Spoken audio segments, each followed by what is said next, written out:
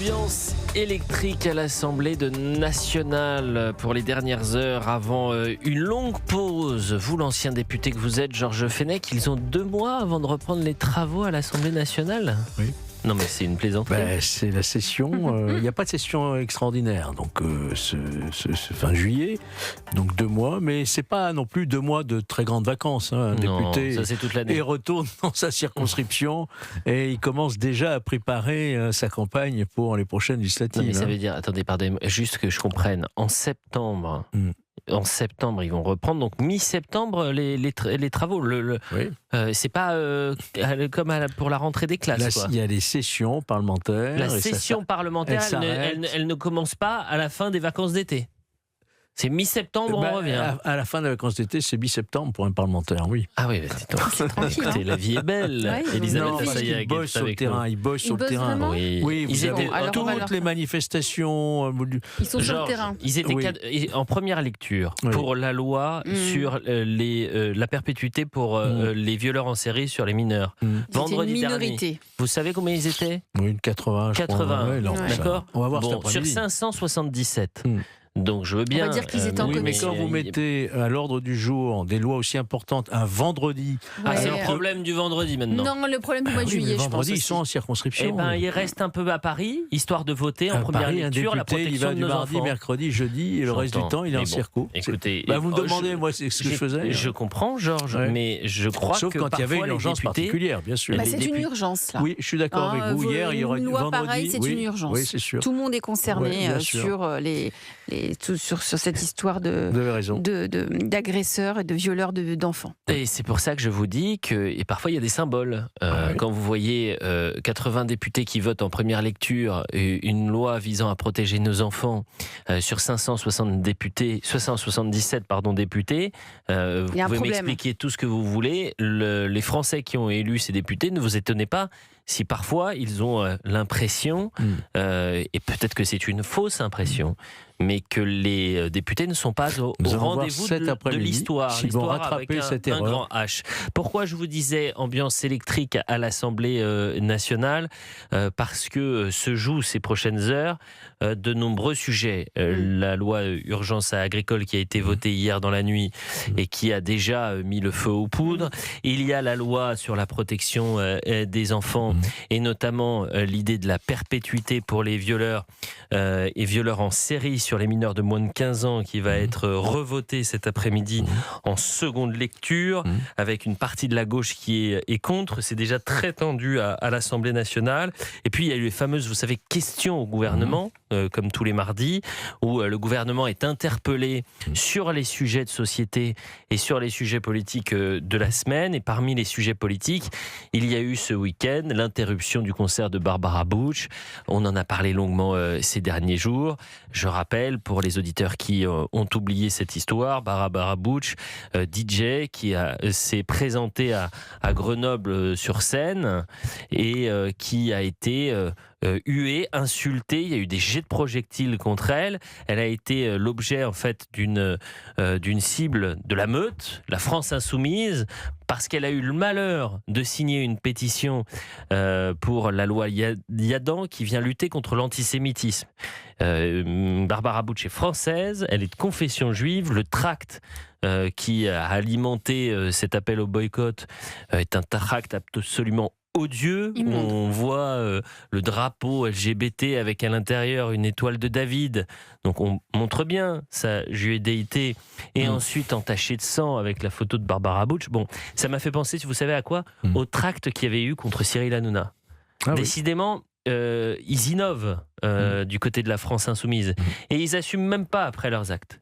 Donc ça a fait un scandale et ça a été l'objet d'une question-réponse au gouvernement. Question du député Cazeneuve, je vous propose de l'écouter. Samedi soir, à Grenoble, la DJ Barbara Bush a été chassée de scène. Il y a 2 ans, icône de la culture queer, elle faisait rayonner la France lors de la cérémonie d'ouverture des Jeux et subissait pour cela une vague inouïe de cyberharcèlement homophobe. Samedi, c'est parce qu'elle était juive qu'elle a été conspuée et agressée. Des sifflets, des insultes, une sono sabotée, des jets de bouteilles en verre et un concert suspendu au bout de 20 minutes à peine. les responsables, les chefs de file de la France insoumise de Grenoble, qui ont organisé pendant des mois ce boycott à grand renfort d'un tract nauséabond où la DJ Barbara Butch apparaît couverte de sang devant un drapeau arc-en-ciel siglé d'une étoile de David, essentialisé, ciblé parce que juif et homosexuel. Tout est dit. Vous prétendez être la France insoumise. Mais samedi soir, à Grenoble, vous étiez la France ignoble, celle qui reprend des méthodes de fascistes pour bâillonner des artistes parce que juifs. Vous étiez la France infâme, celle qui décide quel DJ a le droit de monter sur scène ou non. Vous étiez la France intimidante, celle qui ne se bat qu'à 100 contre 1 et toujours en meute. Vous étiez la France indigne, celle qui hurle pour couvrir toute autre parole que la sienne. Vous étiez la France insoumise à tout, sauf à vos propres démons. Mais vous étiez surtout la France antisémite, celle qui considère que ce fléau est résiduel et qui fait du juif un ennemi. Déjà, hier, les concerts du chanteur Amir boycottés, le dessinateur Johan Sfar exfiltré, les spectacles de Sophia Aram perturbés, Caroline Yadan cyberharcelée pour avoir voulu lutter contre cet antisémitisme. Mais samedi, une nouvelle frontière a été franchie avec cette agression physique. Et je voulais vous faire écouter en longueur donc la réaction du député Cazeneuve qui parle d'une icône de la culture queer qui a fait rayonner la France. Je vous ferai lire après, je vous lirai Barbara Butch sa tribune qui dit on a le droit de critiquer l'artiste pour certaines positions qu'elle peut prendre, on a le droit de critiquer l'œuvre aussi, mais on n'a pas le droit de l'attaquer physiquement. Elle a entièrement raison, c'est une tribune, il n'y a pas un mot que j'enlèverais de cette tribune, simplement je suis pas sûr que pendant la cérémonie des Jeux Olympiques de 2024, c'est la scénographie au moment où on voit Madame Barbara Butch qui a fait rayonner la France dans le monde entier. Au contraire, c'est une séquence qui a heurté des millions de Français. Donc, et on a le droit de critiquer ça. Et on a le droit d'être heurté par ça sans pour être taxé de réactionnaire, d'extrême, je ne sais quoi. On a le droit de considérer que cette scène était choquante. En revanche, là, ce qui se passe actuellement, c'est qu'elle est ciblée parce qu'elle a eu le malheur de signer une pétition et parce qu'elle est de confession juive et qu'elle a participé visiblement à un concert en Israël. Et donc, elle va être associée à, selon la meute, les membres de la France insoumise, à la politique menée par le gouvernement Netanyahou. Mais c'est un prétexte. Mais c'est vous qui dites d'habitude que la révolution dévore ses enfants. Oui, c'est vrai. Là, il y a une histoire un petit peu de ce type-là, c'est-à-dire qu'en fait, elle appartient au clan progressiste, non ? Ah bah c'est Et là, elle reçoit en pleine figure. Mais on en a parlé en longueur. Ce qui m'intéressait, c'était de voir les réactions politiques, parce que c'est là aussi. Et les réactions politiques, elles montent au créneau aujourd'hui. Elles ont un train de retard, puisque depuis le 7 octobre, ça arrive régulièrement. Et elles ont une responsabilité dans l'impunité de certains militants radicaux proches ou alors avec la France insoumise, qui aujourd'hui, sans complexe, vont s'attaquer à une artiste. Écoutez la réponse d'Aurore Berger, la ministre de l'égalité femmes-hommes. Une femme, une artiste seule sur scène, une femme lesbienne, fière de son corps, une Française juive. Et face à elle, s'il vous plaît, face à elle, des huées, face à elle, des insultes, face à elle, des humiliations, des jets de liquide, des jets de projectiles, des jets de bouteilles de verre pour l'humilier, pour la blesser, pour au fond la chasser. Et en toile de fond, une affiche, son visage, son corps, le drapeau LGBT, une étoile de David, tout ça souillé de sang. Bienvenue, bienvenue chez LFI. Bienvenue dans un monde où on a le goût des listes. Bienvenue dans un monde où on place des cibles dans le dos des Français juifs, où on désigne, on diffame, on boycotte, où on dresse des meutes et on lâche les chiens. Bienvenue dans un monde où non seulement on chasse une femme française juive de scène, mais on est fier de le faire, on le revendique et on s'applaudit. Voilà une parole courageuse d'une ministre qui n'a jamais flanché face à la France insoumise et l'antisémitisme. Je vous propose d'écouter Jean-Philippe Tanguy, député du Rassemblement national, invité de BFM ce matin, et qui était venu justement avec ce tract de la honte, tract qui m'a très rapidement fait penser au tract qu'il avait fait contre Cyril Hanouna quand ils entendaient manifester contre l'extrême droite et contre les formes de racisme. Et ils avaient utilisé ce tract odieux qui nous faisait penser au tract des années 30. On a en France un parti d'opposition qui a 60 députés, qui met son logo sur un tract, qui désigne une artiste comme juive et comme homosexuelle et qui la combat parce que avant tout elle est juive et homosexuelle. Donc c'est ça la gauche radicale en 2026 avec monsieur Alain Brenon, qui est J'aimerais vous responsable entendre. de ce groupuscule à Grenoble qui avait aussi traité dans la rue un commerçant de tapette. Donc c'est pas la première fois, voilà. Donc si ça arrivait évidemment dans un autre parti politique, ça ferait un scandale national. Moi je veux que ce tract fasse un scandale national. Et j'aimerais il y a que vous un répondiez journaliste juste. courageux, c'est monsieur Oberdov, votre collègue de l'opinion, qui l'a dénoncé. Et on le salue en effet. Et c'est scandaleux, ce tract est absolument ignoble.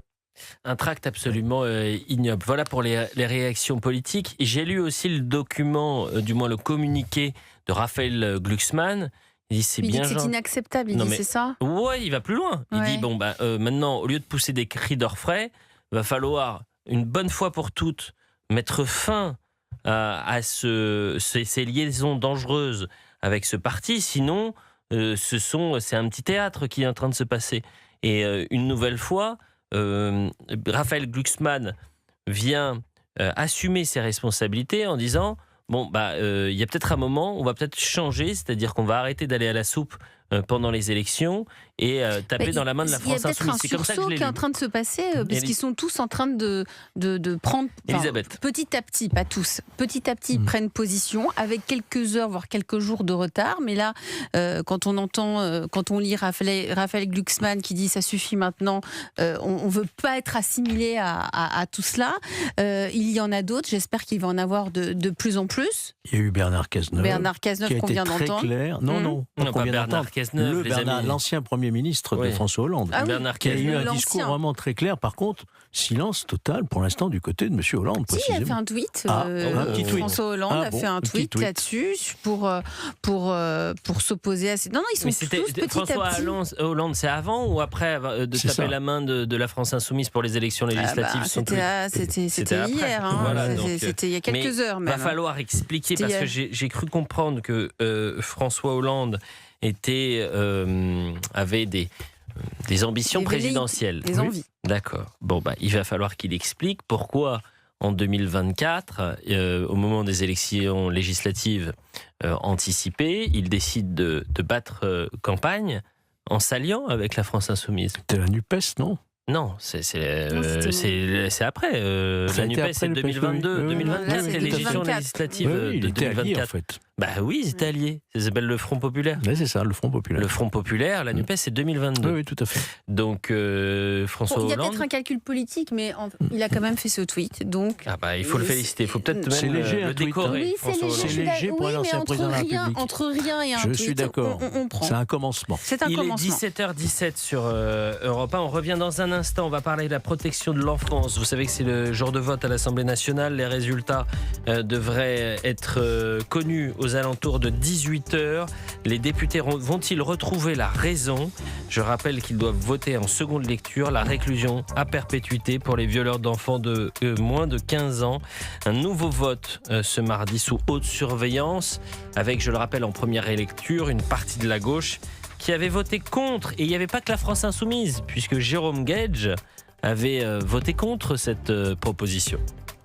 Et nous sommes en direct jusqu'à 18h avec Elisabeth Assayag et Georges Fenech. J'ai essayé de retrouver le message de Laurent Nunez qui vient d'être publié il y a à peine 7 minutes, je le disais en milieu d'émission. 2 pompiers ont trouvé la mort alors qu'ils luttaient contre les flammes du côté de la région bordelaise. Voilà ce qu'a écrit le ministre de l'Intérieur. C'est avec une immense tristesse que je viens d'apprendre le décès de 2 sapeurs-pompiers engagés sur le feu en cours à Mérignac. J'adresse mes pensées les plus sincères à leurs familles, à leurs proches, à leurs frères et sœurs d'armes, ainsi qu'à l'ensemble des personnels du service départemental d'incendie et de secours de la Gironde. Je leur exprime tout mon soutien dans cette terrible épreuve. Je veux aussi saluer le travail exceptionnel accompli par leurs collègues présents sur place qui font preuve d'un courage et d'un dévouement exemplaire dans ces conditions particulièrement difficiles. La nation s'incline devant leur courage et leur engagement au service de la protection des Français. Ayons vraiment une pensée pour les sapeurs-pompiers qui luttent contre ces flammes. Je le disais tout à l'heure, plus de 40 000 hectares ont été ravagés par les flammes depuis le début de l'année. C'est un été meurtrier cette année pour les incendies. il y a 7800 hectares qui avaient brûlé en seulement 8 jours au mois de juillet. On est sur un été historique. On a l'impression qu'on va vers cela, en tout cas, en termes d'incendie. Et pour plus de 90%, c'est d'origine humaine. C'est ça. Et il faut rappeler, quand vous dites un été meurtrier aussi, quand on voit les pertes humaines, les sapeurs-pompiers qui sont décédés, ces 2 sapeurs-pompiers. Il y avait eu un sapeur-pompier aussi de 22 ans, sapeur-pompier volontaire. Qui a eu un éboulement et qui est mort en luttant contre les flammes également. Donc c'est vrai que c'est une actualité absolument dramatique. Je crois qu'Emmanuel Macron a lui aussi réagi. Je vais vous retrouver son message. C'était il y a quelques instants, 9 minutes très précisément. 2 sapeurs-pompiers ont perdu la vie en intervenant face à un incendie ammoniaque. J'adresse à leurs familles et à leurs proches et aux sapeurs-pompiers de France les condoléances, la reconnaissance et le soutien de la nation, a dit le président de la République. Je vous le disais, on revient à l'actualité concernant l'Assemblée nationale avec cette dernière journée électrique dans l'hémicycle concernant notamment la protection de l'enfance. C'est un jour de vote à l'Assemblée. N'hésitez pas à réagir en direct sur Europe 1 au 01 80 20 39 21. Les députés vont-ils revenir à la raison? C'est la question qu'on vous pose. Pourquoi? Parce qu'en première lecture, la réclusion à perpétuité pour les violeurs d'enfants de moins de 15 ans avait été retoquée par une partie de la gauche. 41 députés de gauche avaient voté contre. Et comme il n'y avait pas suffisamment de députés, notamment macronistes et à droite, eh bien, il suffisait simplement d'avoir 41 députés sur 577 pour retoquer cette proposition. Proposition qui, je le rappelle, et c'est un sondage en juin dernier, publié par CNews, Europe 1 et le JDD, un sondage CSA qui montrait que 92% des Français étaient et sont toujours favorables à la réclusion criminelle à perpétuité pour les violeurs d'enfants. Et en plus, là on parle de violeurs en série. Donc vous imaginez des heures de débat, des tensions à l'Assemblée pour un sujet on ne peut plus consensuel, on ne peut plus transpartisan. Et cette prise en otage idéologique de certains députés, je n'arrive pas à la comprendre. Grégory est en direct avec nous. Bonjour Grégory. Bonjour Elliot, bonjour à tous. Est-ce que vous partagez mon incompréhension? Je n'ai même pas envie d'aller sur le terrain moral. Moi, j'essaie de comprendre, c'est vraiment le fond. Il n'y a pas de mandat impératif quand on est député. C'est-à-dire que le député vote en son âme et conscience. Mais dans la Constitution, on l'a bien compris, la souveraineté, c'est une souveraineté pour le peuple, par le peuple. Et le député est le représentant, l'émanation de ses administrés, des Français. Mais le gap qui sépare les deux me sidère aujourd'hui. Alors écoutez, je la partage à 100%, votre opinion. C'est vraiment... moi, je ne comprends pas qu'on puisse voter contre ce projet de loi. Je veux dire, des pédophiles, mais écoutez, mais on ne peut pas vivre avec des monstres pareils. On ne peut pas vivre avec des monstres pareils. Moi, des gens qui touchent à un enfant, donc moins de 15 ans, on est d'accord, moins de 15 ans, non, ça doit être à perpétuité. C'est à perpétuité. Alors bien sûr, il faut des preuves formelles, parce que maintenant le moindre truc, il faut des preuves. Mais dès qu'on a les preuves formelles, bien sûr, des monstres pareils doivent être enfermés derrière les barreaux à perpétuité. Et je ne comprends pas qu'on puisse ne pas voter, qu'on puisse voter contre cette loi. Donc là, parce que bon, moi, par exemple, je ne suis pas de la gauche, je suis quelqu'un de la droite. Je ne suis pas d'accord avec les filles, je ne suis pas d'accord avec... Mais là, il y a quelque chose dont on doit être tous d'accord, peu importe les parties différentes. Là, on doit être tous d'accord, c'est d'être contre les pédophiles. Mais qu'est-ce que ça veut dire? L'idée n'est pas d'être... Non, mais est-ce que la France Insoumise ne dit pas qu'ils sont pour les pédophiles? Je pense qu'ils sont contre, voilà. Bien sûr, Grégory. Ce qu'ils disent, c'est que eux, ils veulent investir le terrain de la réinsertion. Ils ne veulent pas aller sur le terrain de la surenchère carcérale. Ils disent la perpétuité ne protégerait pas les enfants. C'est ça l'argument. Mais c'est un argument, encore une fois, qui n'est même pas compris, je vais vous dire, par leurs sympathisants, puisque dans le sondage qu'on vous proposait en juin dernier, 92% des sympathisants LFI étaient favorables à la perpétuité pour les violeurs en série d'enfants de moins de 15 ans. Olivier est également en direct avec nous. Bonjour Olivier. Bonjour Elliot, bonjour à tous. Comment allez-vous, cher Olivier ? Ça va très bien, je vous remercie, sauf qu'on voit effectivement ce qui se passe à l'Assemblée nationale. C'est-à-dire, Olivier ? Excusez-moi, mais attendez, pardonnez-moi, parce qu'en même temps, j'échange avec Georges Fenech qui me dit c'est voté, c'est pas voté Non, encore. Je suis en train de demander. C'est en cours. Voilà. C'est en cours, oui. Merci, Georges. Je demandais au service politique Pourtant, il les de a nos été rétablis avec rédactions. 258 voix contre 84. C'est bizarre. Non, Quelles sont vos écoutez, sources, là, C'est news. non, mais alors attendez, il y a un hic là-dedans. C'est pas encore voté. Normalement, sur la protection des enfants, le résultat sera présenté aux alentours de 18h. Donc c'est une question de 2 minutes. Olivier, revenons à notre sujet. Pourquoi vous ne comprenez pas, cher Olivier ?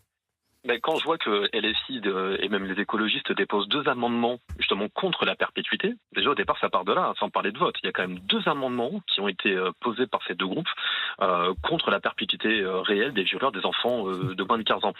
C'est juste hallucinant. Alors malheureusement, on se rappelle que dans leur rang, il y a eu 3 cas, même quand on prend Cohn-Bendit, il y a eu l'affaire Cottineau aussi, il faut quand même la rappeler. On a quand même des politiques qui étaient trempés jusqu'au cou dans la pédophilie. Je suis outré qu'ils prennent pas conscience en fait pour redorer le peu de blason qui leur reste, à mon sens en tout cas, quand on voit toutes les autres affaires judiciaires dans lesquelles ils ont trempé.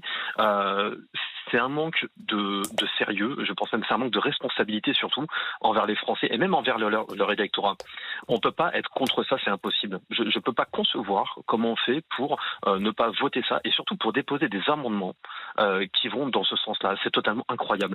Enfin, je ne sais pas comment on fait pour être élu de la nation, se prétendre élu de la nation, protéger les Français, protéger les enfants, ce qui est le devoir de tous, et être comme ça. Enfin, pour moi, ils n'auraient rien à faire à l'Assemblée nationale. Ils ne peuvent pas représenter l'État. C'est pas possible. Écoutez, merci pour votre analyse, cher Olivier. On va faire une courte pause. On va essayer de creuser parce que peut-être que la loi sera votée dans les prochaines minutes et on vous donnera le détail des votes si tel était le cas dans notre émission. On est ensemble encore jusqu'à 18h. 8h32 sur Europe 1 et on va vous donner donc et poursuivre la discussion avec cette toute dernière information retoquée en première lecture par la gauche, adoptée en seconde lecture donc par l'Assemblée nationale malgré une nouvelle fois une offensive de l'extrême gauche contre la perpétuité des violeurs en série sur des mineurs de moins de 15 ans. J'ai le vote dans le détail. Et vous aviez raison, Georges Fenech, simplement. Toujours, c'est vrai que vous avez... je me suis fié à CNews. Non mais vous êtes une référence. Vous êtes ma boussole, cher Georges Fenech. Simplement, j'avais une journaliste sur le terrain qui m'apportait pas les détails que vous aviez. Donc j'étais extrêmement prudent.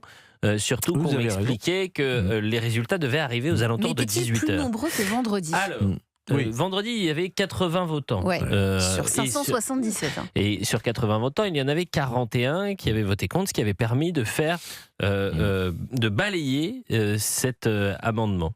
Il s'avère que le Rassemblement national et Renaissance ont alerté et il y a eu une seconde lecture ce mardi. Je vous donne le détail. Nombre de votants sur 577 députés, seulement 352. Il y a un sujet quand même. Oui, surtout 352 députés sur 577. Ouais. Mais bon, c'est mieux que 80 quand même. Problématique. Nombre de suffrages exprimés, 342. Ce qui veut dire qu'il y avait 10 abstentionnistes. Majorité absolue des suffrages exprimés, 172. Pour l'adoption, 258. Contre 84. Donc vous avez une partie des bancs de l'Assemblée, à la gauche et l'extrême gauche, qui ont voté contre la perpétuité, qui maintiennent leur position, mordicus, et qui votent contre la perpétuité pour les mineurs, pour les violeurs, en série de mineurs de moins de 15 ans. C'est finalement confirmé. Ils restent sur leur ligne, sur la surenchère pénale qui ne fonctionne pas. Eux, ils nous placent sur un manque de... Leur argument, c'est un manque de suivi de la justice. Il n'y a pas assez de suivi psychologique. Il faut mettre plus de moyens. Et donc, ils sont restés sur leur position. Avec l'idée de la réinsertion, c'est ça. Avec une idée de réinsertion sur des violeurs d'enfants, moi, j'aimerais comprendre. Ouais. Mais vous avez, par exemple, monsieur Philippe Latombe, il porte bien son nom, qui est démocrate, les démocrates. Donc là, c'est Modem. Oui. Il a voté contre. Vous avez Madame Nicole Dubray-Chirat de Maine-et-Loire qui est Ensemble pour la République, qui elle aussi a voté contre. C'est d'ailleurs la seule députée de EPR qui a voté contre. Charles de Courson. Alors là, je suis surpris. Charles de Courson, qui est lui centre-gauche, Charles de Courson, qui a voté... Non, centre-droit. Charles de Courson ? Ah oui, moi j'ai toujours connu centre-droit. Hein. Ah bon, bah écoutez, il est liberté indépendant, outre-mer et territoire. Oui, il est Lyotte maintenant, oui. Député du Marne, de la Marne, pardon, qui a voté contre également. Et puis ensuite, vous avez une partie des bancs de la France insoumise. Vous en avez certains qui ont voté pour à l'extrême gauche, visiblement.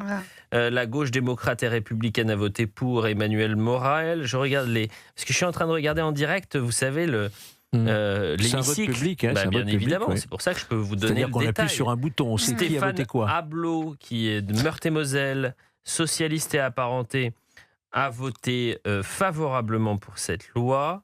Vous avez également la socialiste Sophie Pantel de Lozère qui a voté pour cette loi.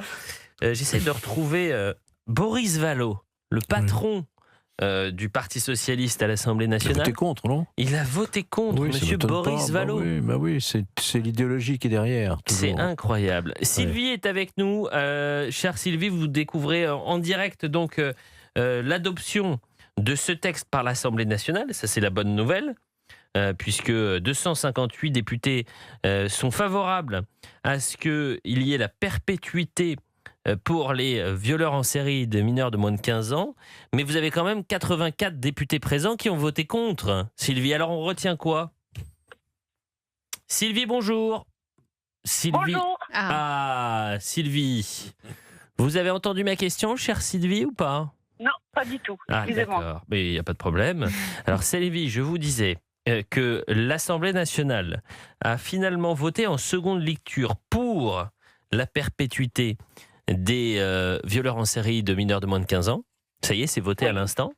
C'est une bonne nouvelle. Vous avez 258 députés qui ont voté pour. Vous en avez 84 qui ont voté contre. Donc, c'est combien d'absents ? Alors là, il y en avait pas mal d'absents, puisqu'il y avait seulement 352 votants sur 577 députés.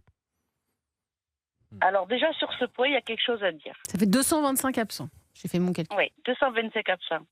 Quand un salarié ne va pas au travail, il n'est pas payé. Il doit fournir un justificatif. Eux sont payés pour représenter le peuple. Ils n'ont que ça à faire de leur journée. Ils ne sont même pas capables d'y aller quand ils ont il d'autres faut choses à voter. faire aussi. Non. Enfin, pardonnez-moi, là, je veux bien que vous Non, mais donniez non, mais là, il y a 577 députés et il y en a quasiment la moitié qui sont absents de ce 225 débat. absents. Ça ne veut pas dire qu'ils ne font rien. Ça veut Mais pas ça dire veut pas Ils qu'il sont faut en juste ça. commission, ils travaillent par ailleurs. Vous savez, le travail d'un groupe, c'est aussi de savoir combien de députés vont être présents. Ils s'arrangent pour qu'il y ait une majorité. J'entends. C'est comme ça. Le député qui n'est pas là, ça ne veut pas dire qu'il est à la pêche. Ça veut dire qu'il est dans une autre Non, mais sur commission. une loi Voyez-vous, aussi qui travaille. importante et qui Mais a failli bon, ne pas passer, c'est pour Une ça. loi symbolique comme celle-ci, en deuxième lecture, etc., il aurait fallu qu'il soit là. Absolument. Voilà. Ça ne veut pas dire qu'ils sont à la pêche. C'est ça, Juste, Exactement, les monsieur Fenech. députés, vous le savez mieux que personne, quand il y a les caméras pour les questions au gouvernement, l'hémicycle est rempli plein à craquer. Absolument, c'est Une vrai. fois que les questions sont passées, Oui, on part de l'hémicycle. oui. Et donc, Ça, c'est là, pas normal qu'il non n'y ait plus. pas les 577 députés sur une loi aussi importante que la protection de nos enfants après le scandale et le drame atroce de la petite Liana, mais également le scandale du périscolaire, je peux comprendre que Sylvie nous dise mais où étaient les Oui, bien députés sûr, où sont-ils absents Mais oui, sur les c'est tout à fait 577. légitime, bien On sûr. l'entend. Sylvie, alors ça c'est le premier point. Où était-il ? Ensuite, le second, c'est quoi ? Alors moi, je voulais revenir sur la perpétuité et je voulais demander à LFI si la famille de Liana n'a pas pris à perpétuité, elle. Liana n'a pas pris à perpétuité, Rosa, à l'âge qu'elle a, elle n'a pas pris à perpétuité. Et en plus, je voudrais dire qu'on a fait une loi pour protéger les enfants parce que ce sont des personnes vulnérables. Mais à l'heure actuelle, il y a de plus en plus de viols de personnes âgées qui, elles, sont encore plus vulnérables parce que la plupart du temps, elles sont seules. Et elles aussi, elles sont violées. Alors cette loi, il faudrait l'agrandir pour intégrer dedans les personnes âgées. Elles aussi sont violées. Non, mais ça, pourquoi vous avez un témoignage à nous Non, raconter, je regarde Sylvie? Je regarde CNews tous les jours, j'écoute Europe 1 tous les jours. Mhm. Et je suis désolée, mais avec ces deux médias, on apprend énormément de choses. Mhm. Et tous les jours, il y a quelque chose. Mhm. Tous les jours. Non, mais là Les où autres vous avez chaînes raison, se c'est que consacrent. je me souviens d'une nonagénaire à Nice c'est une quelques horreur. jours avant le premier tour des élections municipales qui avait été victime d'un viol atroce par un individu qui avait rien à faire sur notre sol. Et d'ailleurs, je m'étais étonné du peu de traitement médiatique à l'époque d'un sujet aussi terrible. Une nonagénaire qui pensait ouvrir à son infirmière qui venait chaque matin la voir et qui finalement a ouvert la porte à son bourreau, À son bourreau. qui avait d'ailleurs reconnu les faits très rapidement. De toute façon, les violences devant les sexuelles, elles enquêteurs. sont en hausse en France. Bien Elles sûr, sont- mais alors les chiffres sur le recensement des violences sexuelles sur notre sol, il y a aussi, et ça il ne faut pas dresser un tableau extrêmement noir d'une faillite totale, s'il y a une hausse des recensements, c'est aussi parce que la parole s'est On libérée, n'ose c'est plus aussi parce que davantage porter plainte, oui. les aussi. moyens ont été mis pour essayer Tout à fait. de recueillir la permettre- plainte. Voilà, merci Elisabeth, de recueillir les plaintes. Mais ça ne veut pas dire recueillir les plaintes, ne veut pas dire forcément les traiter. On l'a vu Ouais. avec les violences sexuelles sur les mineurs. Gérald Darmanin, après le drame de la petite Liana, a demandé de recenser toutes les plaintes et on s'est retrouvé avec 86 000 dossiers traités, du moins à traiter, À traiter. en l'espace de quelques semaines seulement.